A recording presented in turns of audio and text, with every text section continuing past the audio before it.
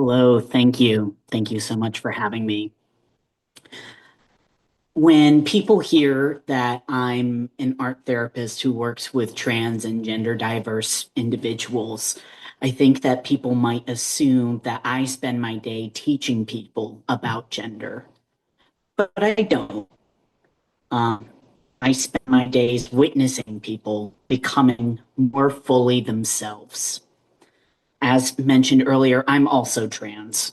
That doesn't mean my experience is the same as the young people that I work with. Our lives are shaped by different generations, different opportunities, different stories.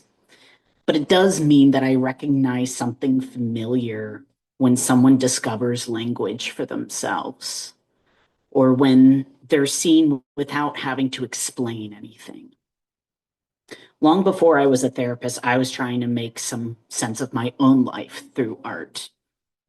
In the early stages of my transition, art became a place where I could hold everything that I didn't yet know how to say.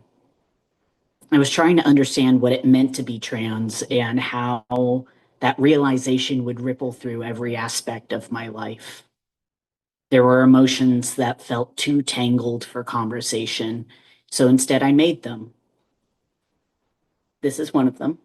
This is a little zine that I made about coming to understand my gender. This is actually very interesting timing too, considering that tomorrow will be my 8-year anniversary, is what I call it. Because I didn't get to come out until my late 20s, I'll never know what it would have been like to truly grow up as myself. I'll never get those ordinary moments back. So I wrote this as a way of grieving and honoring myself, the younger version of me. So I have a little letter that I'm going to read. Dear childhood me, I have never met you, and I never will, but I miss you dearly. Oh, how I wish I could have enjoyed every moment of my youth, growing from a boy into a man. I would have learned how to shave, tie a tie, and all those little things that I'm still trying to figure out on my own. I envy you sometimes. And there are moments when that envy becomes anger or even resentment, but not towards you, but toward the fact that I will never really know you.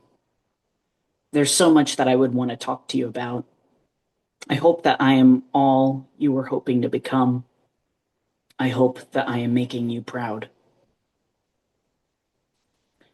When I finished writing that letter, I realized that I wasn't only mourning, but I was introducing myself to that child. Art has given me a way to have conversation across time. As an art therapist, I see versions of that experience every day. Not because every trans person's story is the same, but because creativity gives people a place to explore themselves without needing to have everything figured out first. People might ask, what helps transgender youth? And the answer is surprisingly simple: being believed, being safe enough to tell the truth, having places where they don't have to perform to someone else's idea of who they should be. Sometimes therapy can be one of those places, and sometimes art can be one of those places. Our collective works here today say, here is my story in my own words, in my own images. These pieces don't need permission to exist. They create connection. They remind someone they've never met that they are not alone. I've learned that healing doesn't only happen because pain is acknowledged. Healing also happens when imagination is shared.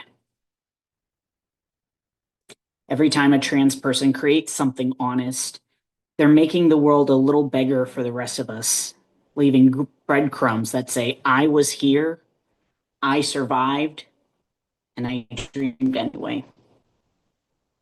I think back to the young people I work with, and I think of the younger version of myself. I can't go back and give that child the boyhood that he deserved. But maybe that's not the only way we care for our younger selves. Maybe we do it by creating a world where today's trans kids have more language, more community, and more freedom than we did. Maybe we do it by making art, telling stories, refusing to disappear. When I wrote that letter, I thought I was writing to someone I would never meet.